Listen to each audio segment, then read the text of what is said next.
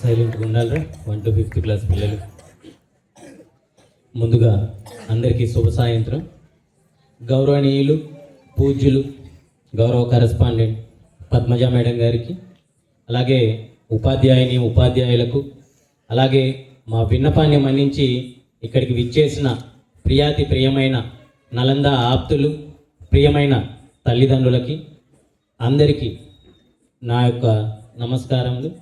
అలాగే నా ప్రియమైన విద్యార్థులకి, అలాగే నా వజ్రాలకి, నా బంగారాలకి నా హృదయపూర్వక ఆశీస్సులు.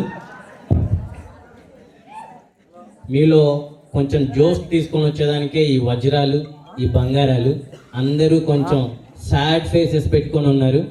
మీకు ఈరోజు ఒక్కరోజు మాత్రమే ఈ స్కూల్లో లాస్ట్ కాదు. మీరు ఇంకా 22 రోజులు రివిజన్ చేయాలి. తరువాత ఇంకా 15 రోజులు పరీక్షలు రాయాలి, పబ్లిక్ పరీక్షలు రివిజన్ అయిన తర్వాత. ఆ తరువాత మీరు హ్యాపీగా మాకు సెండ్ ఆఫ్ ఇచ్చేయాలి. సో అప్పటి వరకు మీ ముఖార విందాలన్నీ కూడా తామర పువ్వులు, విరిసిన తామర పువ్వులు లెక్క స్వచ్ఛంగా నవ్వుతూ ఉండాలి. రోజు ఎలాగుంటారో, ఎర్లీ మార్నింగ్ ఎలా స్టార్ట్ చేస్తారో మీ డేని అలా ఉండాలి. సో ఇప్పుడు ఇక్కడ 25, 26కు సంబంధించిన ఈ బ్యాచ్ నేను ఇక్కడికి వచ్చినప్పుడు 5వ తరగతిలో ఉన్నారు, 5th క్లాస్లో ఉన్నారు. చూస్తూ ఉండగానే 10వ తరగతికి వచ్చేసారు, పబ్లిక్ పరీక్షలు రాసేదానికి సిద్ధంగా ఉన్నారు. ఇక్కడ మనం మాట్లాడుకోవాల్సిన విషయం, మీ గురించి మాట్లాడుకోవాల్సిన విషయం ఏంటి అంటే, 10th క్లాస్లో అడుగు పెట్టినప్పుడు బెరుకుగా చాలామంది విద్యార్థులు ఉన్నారు, చాలామంది టెన్షన్గా ఉన్నారు. కొంతమంది విద్యార్థులు అయితే పాత పిల్లలు, మా అన్నలు, మా అక్కలు మంచి స్కోర్ని గెయిన్ చేశారు, మేము కూడా ఆ టార్గెట్ని రీచ్ అవుతామా, రీచ్ కాలేమా అన్న సందిగ్ధతలో 10th క్లాస్లో అడుగు పెట్టారు. వాళ్ళలో ముఖ్యంగా శ్రీరామ్ నాయక్ అయితేనేమి, శ్రీనివాస్ నాయక్ అయితేనేమి, అభిషేక్ నాయక్ అయితేనేమి, హృషికేష్ అయితేనేమి, అలాగే చెప్పుకుంటూ పోతే చాలా మంది అబ్బాయిల్లో. అలాగే ఎప్పుడు నాకు ఒక తుంటరోడ్ లెక్క, ఒక ఎదవ లెక్క కనపడే మా భువన్ గాడు అయితేనేమి, ఇలా అనుకునే వాళ్ళని చూసిన పిల్లల్ని 6th, 7thలో ఉన్నప్పుడు చూసినప్పుడు వీళ్ళు 10thకి వచ్చినప్పుడు గెటాన్ అవుతారా లేదా పిల్లలు, అలాగే అమ్మాయిలు కూడా దాదాపుగా అందరూ గెటాన్ అవుతారా, గెటాన్ అవరా, ఎట్లా వీళ్ళను అన్న విద్యార్థులే దాదాపుగా ఇప్పుడు మెరిట్లో ఉన్నారు. ఓవరాల్గా 100 మంది పిల్లలు ఉంటే దాదాపుగా 80% పిల్లలు జెమ్స్. టాప్ ఎంతమంది తీసుకొని వస్తారో కానీ దాదాపుగా ఇప్పుడు ప్రీ ఫైనల్లోనే 590కి రీచబుల్గా ఉన్నారు. దాదాపుగా ఒక 3 పిల్లలకి టాప్ స్కోర్ వచ్చినట్లుంది. దాదాపుగా 550 పైన ఒక 15 మెంబర్స్ వరకు ఉన్నట్లున్నారు. చాలా క్లోజ్గా. మన దగ్గర స్పెషాలిటీ ఏంటి అంటే, పిల్లలు 100 మంది ఉంటే 100 మంది పిల్లలు ఈక్వల్గా నాలెడ్జ్ని షేర్ చేసుకోగల క్యాపబుల్, అంత స్ట్రెంగ్త్ ఉన్న ఫ్యాకల్టీ మీ ముందు ఉన్నారు. సో మీరు ఎప్పుడు రిజల్ట్ చూసుకున్నా, ఏ ఇయర్ రిజల్ట్ చూసుకున్నా కూడా మీరు పర్సన్కి స్టూడెంట్కి రిజల్ట్ చూసుకుంటే ఎక్కడో ఒక 2 మార్క్స్, ఒక 3 మార్క్స్ డిఫరెన్స్, ఆ వేరియేషన్స్తోనే టోటల్ స్కోర్ కనపడుతూ ఉంటుంది. మీరు కావాలంటే మన ఫ్లెక్సీలు కానీ, పాంప్లెట్లు కానీ, ప్రీవియస్ పాంప్లెట్ కానీ ఒకసారి చెక్ చేసుకోండి. దాని అర్థం ఏంటి అంటే, ప్రతి టీచర్ కూడా ప్రతి విద్యార్థికి ఒక ప్రత్యేకమైన చొరవ తీసుకొని, ఒక ప్రత్యేకమైన కేర్ తీసుకొని సబ్జెక్ట్ని అందించడం అన్నమాట. ఈక్వల్ నాలెడ్జ్ని షేర్ చేయగలిగినప్పుడు మాత్రమే ఆ విద్యార్థులకు అది అర్థం చేసుకునేంత సంపదని టీచర్లు ఇచ్చినప్పుడు మాత్రమే ఆ రిజల్ట్ని గెయిన్ చేయగలరు మీరంతా. సో దానికి మీరందరూ ఒక్కసారి మీ టీచర్లకి గట్టిగా మీ ఆనందాన్ని, మీ యొక్క కృతజ్ఞతల్ని మీ టీచర్లకు ఒకసారి తెలియజేయాలి. టీచర్ల గురించి ఎందుకు స్పెషల్గా చెప్తున్నానంటే, చదివేది మేము, రాసేది మేము, మార్కులు వచ్చేది మాకు కదా అంటారు. కానీ మీ ప్రతి నడవడికలోనూ, మీ ప్రతి ఆలోచనలోనూ మీ వెన్నంటూ ఉండి మిమ్మల్ని నడిపించే వాళ్ళు మీ ఉపాధ్యాయులు మాత్రమే. రేపటి రోజు నుంచి, ఇక్కడి నుంచి, ఈ స్కూల్ నుంచి దాటి బయటికి వెళ్ళిన తర్వాత, అరే నాన్న చదవనరా అని చెప్పి మీ తెలుగు మాస్టరు ఉండరు. అలాగే మీరు చదవకపోతే మీకు పిల్లనియరు, మీకు మార్కులు రాకపోతే పిల్లనియరు అనే మీ అమీర్ సారు ఉండడు.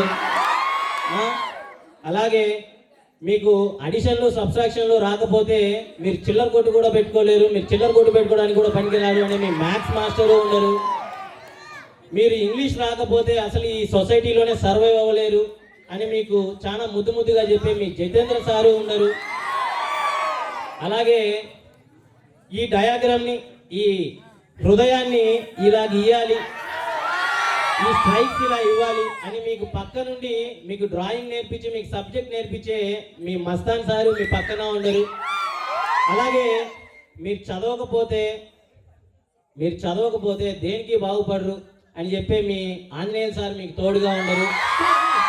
అలాగే ప్రపంచం ఎలా ఉంటుంది, ప్రపంచంలో ఏమేమి ఉంటుంది, ఆ ప్రపంచం మీకు ఏమి ఇస్తుంది అని ఎప్పుడు మీకు చెప్పే మీ శ్యామరాజ్ సార్ మీ పక్కన ఉండరు ఇక్కడి నుంచి బయటకు వెళ్ళిన తర్వాత. అలాగే మిమ్మల్ని ఎప్పుడు టీచర్లు ఏదో ఒక మాట అంటూ ఉంటే ఎందుకురా ప్రతిసారి టీచర్ల చేత చెప్పించుకుంటారు అని చెప్పి మన పద్మా మేడం గారు ఉండరు.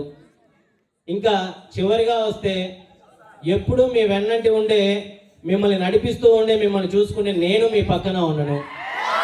బయట ప్రపంచానికి వెళ్ళిన తర్వాత మీరు ఒకసారి చూసుకోండి, ఇంటర్మీడియట్కి వెళ్ళిన తర్వాత మిమ్మల్ని గైడ్ చేసే వాళ్ళు ఉండరు. మిమ్మల్ని మీరే గైడ్ చేసుకోవాలి, మిమ్మల్ని మీరే మోటివేట్ చేసుకోవాలి, మిమ్మల్ని మీరే స్ట్రెంథన్ చేసుకోవాలి. ఇంత దగ్గరగా క్లోజ్గా ఉండి మీకు గైడెన్స్ ఇచ్చే ఉపాధ్యాయులు స్కూల్ లెవెల్లో మాత్రమే దొరుకుతారు. సో మీరు కూడా ఏం తక్కువ కాదు. ఇప్పుడు వరకు 4 ఫార్మేటివ్లు రాశారు, 7 సబ్జెక్టులు ఉంటే 7 సబ్జెక్టులో అన్ని లెసన్స్ రివిజన్స్ రాశారు. అలాగే గ్రాండ్ టెస్ట్లు 4 గ్రాండ్ టెస్ట్లు రాశారు. రీసెంట్గా గవర్నమెంట్ పెట్టిన ప్రీ ఫైనల్ రాశారు. స్పెషల్గా ఆబ్జెక్టివ్ ఫార్మేట్లో బిట్స్ రాశారు. దాదాపుగా అన్ని ఎగ్జామ్స్ రాసి గన్లో లోడ్ చేసిన బుల్లెట్ లాగా ఎప్పుడు ట్రిగర్ నొక్కుతారా, ఎప్పుడు టార్గెట్ని రీచ్ అవుదామా అని కూడా మీరు కూడా చాలా ఇదిగా ఎదురు చూస్తూ ఉన్నారు. అయినా కూడా చాలా మంది విద్యార్థులకి తామంటే ఎక్కడో కొంచెం తక్కువ భావన ఉంటుంది. అది ఏంటి అంటే, నేను ముందులా కాన్ఫిడెంట్గా ఉండలేకపోతున్నానేమో, నేను ముందులాగా ఆసక్తి చూపలేకపోతున్నానేమో, నాకు విజయం నన్ను చేరుతుందో లేదో, అలాగే ఇతరుల కంటే నాకు మంచి మార్కులు వస్తాయో రావు అని చాలా మంది విద్యార్థులు అనుకుంటూ ఉంటారు. మిత్రమా, ఒకటి గుర్తుపెట్టుకో, గేదెకు గడ్డి దొరికినంత సులువుగా సింహానికి జింక దొరకదు. ఇక్కడ సింహం నువ్వే. ఇది నీ జీవితం. నీ జీవితాన్ని నువ్వే మోటివేట్ చేసుకోవాలి. ఎవరో వచ్చి నీ జీవితాన్ని మోటివేట్ చేస్తారనుకోవడం నీ భ్రమ. నీ కళ నీ చేతుల్లోనే ఉంది మిత్రమా, గుర్తుపెట్టుకో.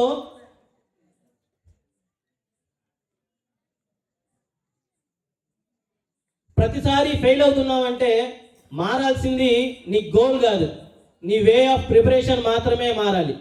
ఖచ్చితంగా ఇతరుల కంటే వేగంగా, ఇతరుల కంటే రెట్టింపుగా సమయాన్ని ఉపయోగించుకుంటే ఖచ్చితంగా విజయం అన్నది నీ సొంతం అవుతుంది. టీచర్ తిట్టిందనో, సార్ కొట్టాడనో, లేకపోతే ఇతరులు హేళన చేసి మాట్లాడారనో నిన్ను నువ్వు తక్కువ చేసుకుంటే మాత్రం నీ విజయం అక్కడితోనే ఆగిపోతుంది. నీ విజయంతోనే నిన్ను ఎక్కిరించిన వాళ్ళందరికీ సమాధానం చెప్పాలా? చెప్తారా మరి? ప్రతి వ్యక్తికి జీవితంలో సహనం అన్నది చాలా ముఖ్యం. దాన్ని ఎప్పటికీ వదిలిపెట్టకూడదు. నీ జీవితాన్ని, నీ విలువని నిలబెట్టేది నీ సహనం మాత్రమే. ఓకేనా? జీవితంలో విజయం సాధించాలంటే మనిషికి సహనం ఉండాలా, పట్టుదల ఉండాలా, అలాగే వీటన్నిటికంటే ముందుగా నీ మీద నీకు నమ్మకం ఉండాలా. ఇవన్నీ ఉంటే ఖచ్చితంగా విజయం నీ సొంతం చేరుతుంది. రీసెంట్గా నేను ఒకసారి మా ఫ్రెండ్తో మాట్లాడుతూ ఉంటే మా ఇద్దరి మధ్యన కాన్వర్జేషన్లో ఒక మాట ఇలా వచ్చింది. అరే మావా, మనిషి జీవితంలో కోరికలు గొప్పవా, మనిషి జీవితంలో గెలుపెవరిది అని అడిగా.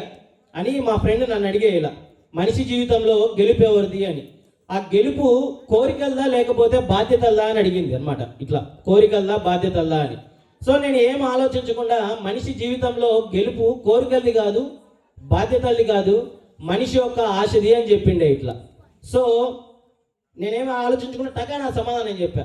సో అవతల సైడ్ నుంచి మనిషి జీవితంలో ఆశది గొప్ప కాదు, ఆశది గెలుపు కాదు. ఎందుకంటే మనిషికి చాలా రెస్పాన్సిబిలిటీస్ ఉంటాయి. ఆ రెస్పాన్సిబిలిటీస్ వల్ల మన ఆశని చంపుకోవాల్సి వస్తుంది కదా. సో ఇది కరెక్ట్ కాదేమో, మళ్ళీ ఒకసారి ఆలోచించి చెప్పు మామా అనిండే. సరే అయితే చెప్తా చూడు అని. మనిషి జీవితంలో గెలుపు కోరికలు కాదు, బాధ్యతల్ని మాత్రమే మనిషి జీవితంలో గెలుపు అని చెప్పా. అది ఎలా మామా అంటే, కోరికలు అన్నవి మనల్ని నడిపిస్తాయి అన్నమాట. నేను ఇలా ఉండాలి, నాకు ఇది కావాలి అన్నది కోరికల యొక్క లక్ష్యం. అదే బాధ్యతలు అనుకో, నాకు ఇది కావాలి, నేను ఇది చేయాలి, ఇది నా కర్తవ్యం అన్నది బాధ్యతలు మాత్రమే తెలియజేస్తాయి. కోరికలు అన్నవి మనసులో ఉంటాయి, బాధ్యతలు అన్నవి మనసును ఆచరణలో పెడతాయి. కోరికలు అన్నవి కలలని మనలో పుట్టిస్తే, ఈ బాధ్యతలు అన్నవి మన జీవితాన్ని కడతాయి అన్నమాట. సో మనిషి జీవితంలో కోరికల కంటే బాధ్యతలే గొప్పవి అని చెప్పా. ఇక్కడ కూడా ఇంకో విషయం ఉంది. మనిషి యొక్క బాధ్యతలు నెరవేరాలంటే కోరికలు కూడా ఉండాలి. ఎందుకంటే కోరికలు ఏంది, మనిషికి బాధ్యత రాదు కదా. అలాగే మనిషి యొక్క బాధ్యతలకి కోరికలు అన్నవి ఇంధనం అన్నమాట. కాబట్టి మీ కోరికల్ని బాధ్యతలుగా మార్చుకొని మీరు కష్టపడితే ఖచ్చితంగా మీరు విజయాన్ని సాధిస్తారు. ఇంకా మీరు విజయాన్ని సాధించడానికి ఎందరో ఆశీస్సులు మీ మీద ఉన్నాయి. అనంత వాయువుల్లో ఓబుల్రెడ్డి సార్ ఉన్నాడు. మిమ్మల్ని వెన్నుతట్టి నడిపించేదానికి పద్మజ మేడం ఉంది. అలాగే మీరు దారి తప్పితే సరిచేయడానికి రామకృష్ణారెడ్డి సార్ ఉన్నారు. అలాగే మీ ప్రతి అడుగులో తోడై ఉండే నేనున్నాను. అలాగే మిమ్మల్ని ఆదర్శంగా తీర్చిదిద్దడానికి మీ ఉపాధ్యాయులు ఉన్నారు. ఎల్లప్పుడూ మీ మంచి కోరుకునే మీ మిత్రులు ఉన్నారు. అలాగే మీ అభివృద్ధి కోసం ఎండనక వాననక రేయనక పగలనక తినక మిమ్మల్ని కష్టపడి మిమ్మల్ని ఇష్టంగా అల్లారముద్దుగా చూసుకుంటూ పెంచే మీ తల్లిదండ్రులు ఉన్నారు. నెత్తురుంది, ఊపిరుంది, సత్తు ఉంది. ఇంతకన్నా దమ్ము కావాలా మీకు పరీక్షలను ఎదుర్కోవడానికి? ఇంతకన్నా దమ్ము కావాలా? ఇంతకన్నా ధైర్యం కావాలా మీకు? ఇంతమంది కన్నా ఎక్కువ ఆశీస్సులు మీకు ఏమన్నా కావాలా? సో రాబోయే పరీక్షలు 25-26 సంవత్సరానికి సంబంధించి మార్చి 16 నుంచి మీరు రాయబోయే పరీక్షలు ఎలా ఉండాలంటే, చిన్నప్పటి నుంచి మీరు విద్య నేర్చుకున్న మీ గురువులు సగర్వంగా తలెత్తుకునేలాగా ఉండాలి. మిమ్మల్ని ప్రభుత్వ పాఠశాలలో కాకుండా రూపాయి కూడబెట్టి కార్పొరేట్ స్కూళ్ళలో, ఇంత గొప్పటి స్కూల్లో ఇక్కడ చేర్పించి ఇక్కడ చదివిపిస్తున్న మీ తల్లిదండ్రులు కాలరెగిరేసి వీధిలో మా పిల్లాడు ఇలా చదివాడు, ఇలా మార్కులు వచ్చాయి అనే విధంగా గర్వంగా చేసుకునే విధంగా మీ ఫలితాలు ఉండాలని మనస్ఫూర్తిగా కోరుకుంటున్నా. మీరెవ్వరూ స్ట్రెస్ తీసుకోవాల్సిన పని లేదు. ఈ సంవత్సరం అసలు ఎవరిని కష్టపెట్టకుండా, మీరు దాదాపుగా 100 మంది ఉన్నారు కదా, పాత 3 సంవత్సరాలు ఇక్కడే చదివిన పిల్లలు మీ అందరికీ తెలుసు. పాత బ్యాచ్ల్ని 3 బ్యాచ్ల్ని ఎలా బయటికి పంపించాం, వాళ్ళ వే ఆఫ్ ప్రిపరేషన్ కానీ వాళ్ళ వే ఆఫ్ టీచింగ్ కానీ ఎలా ఉంది, మీ బ్యాచ్కి ఎలా ఉంది అన్నది మీకు ఆ డిఫరెన్స్ చాలా చక్కగా నాకు కనిపించింది. మిమ్మల్ని అస్సలు మాటలతో మాత్రమే మిమ్మల్ని షేమ్ చేసుకుంటా, మీకు ఒక దెబ్బ తగలకుండా, మీ మనసు నొచ్చకుండా మాటలతో మిమ్మల్ని షేమ్ చేసుకొని మిమ్మల్ని ఇక్కడి వరకు తీసుకొచ్చాం. సో మీరు భయపడాల్సిన పని లేదు. రాబోయే పరీక్షలు మీరు చాలా చక్కగా రాస్తారు. మీ తల్లిదండ్రులకి మంచి పేరు తీసుకొని వస్తారు. మీ ఉపాధ్యాయుల్ని గర్వంగా నిలబెడతారు. అలాగే ముందు సంవత్సరం కంటే మంచి మార్కులతో మమ్మల్ని అందరినీ ఆనందింపజేస్తారు. ఈ మార్కుల గురించి ఎందుకు చెప్తున్నానంటే, పదేగా సంవత్సర కాలం మేము నిద్రనక ఎన్నో నిద్ర రాత్రులు మేల్కొని ఎన్నో పరీక్షలు రాసి, మీరు పరీక్షలు రాస్తే ఆ రాసిన పరీక్షల్లో మీకు వచ్చిన మార్కులు బేరేజ్ చేసుకొని మళ్ళీ మీరు ఇంకొంచెం షైన్ అవ్వడానికి, మీరు ఇంకొంచెం మంచిగా మార్కులు రాయడానికి ఏం చేయాలి అని మేము కూడా నిరంతరం మీ పరీక్షలు అయిపోయిన తర్వాత ప్రతి టీచరు పరీక్ష రాస్తూనే ఉంటాడు. మీకు ఇంకెలా చెప్పాలి, ఇంకొంచెం సబ్జెక్ట్ ఎలా గెయిన్ చేయాలని నిరంతరం మేము కూడా పరీక్షలు రాస్తూ ఉంటాం. మీరు చివరిగా మాకు ఇచ్చే బూస్టింగ్ ఏంటి అంటే, ఈ నిద్రలేని రాత్రులు అయితేనేమి, మేము వదిలేసిన పండగలు అయితేనేమి, మేము కానీ మీరు కానీ వదిలేసిన పండగలు అయితేనేమి, మేము కానీ మీరు కానీ వదిలేసిన సంతోషకరమైన రోజులైతేనేమి, ఈ సంవత్సరం అంతా వదిలేసిన రోజులైతేనేమి, ఇవన్నీ మాకు మీ యొక్క మార్కులతోనే మాకు బూస్టింగ్ని ఇస్తాయి. ఆ నమ్మకం మాకు ఎలాగూ ఉంది. ఎందుకంటే మా విద్యార్థులు జెమ్స్ ఎప్పుడూ చెప్తూనే ఉంటాం, మీరు మమ్మల్ని ఎప్పుడు మమ్మల్ని ఉన్నత శిఖరాల్లో ఉండేటట్లు, మీ స్కూల్కి మంచి పేరు వచ్చేటట్లే చేస్తారని ఆశిస్తూ ఉన్నా. ఇంకా చివరగా మీ అందరికీ, రాబోయే పరీక్షలు రాస్తున్న మీ అందరికీ మరి ఒక్కసారి మనస్ఫూర్తిగా అభినందనలు తెలియజేసుకుంటూ, ప్రతి ఒక్కరూ కూడా మీ లక్ష్యాలను చేరుకునే విధంగా మీ పరీక్షలు రాస్తారని, మంచి మార్కులు తెచ్చుకొని మీ తల్లిదండ్రులకు మంచి పేరు తీసుకొని వచ్చి, అలాగే మీరు మీ గ్రామానికి, మీ తల్లిదండ్రులకి, మీ స్కూల్లో అందరికీ మంచి పేరు తీసుకొని వస్తారని మనస్ఫూర్తిగా కోరుకుంటూ, ఇంత ఓపికగా నా ప్రసంగాన్ని విన్న విద్యార్థులకి, అలాగే తల్లిదండ్రులకి, అలాగే మా ఉపాధ్యాయులకి, నాకు ఇంత చక్కటి అవకాశాన్ని ఇచ్చిన యాజమాన్యానికి, ప్రతి ఒక్కరికి మనస్ఫూర్తిగా నా హృదయపూర్వక నమస్కారాలు తెలియజేసుకుంటూ నా ప్రసంగాన్ని ముగిస్తున్నా. ఆల్ ది బెస్ట్ అందరికీ. Thank you. Thank you, sir. Without any further delay,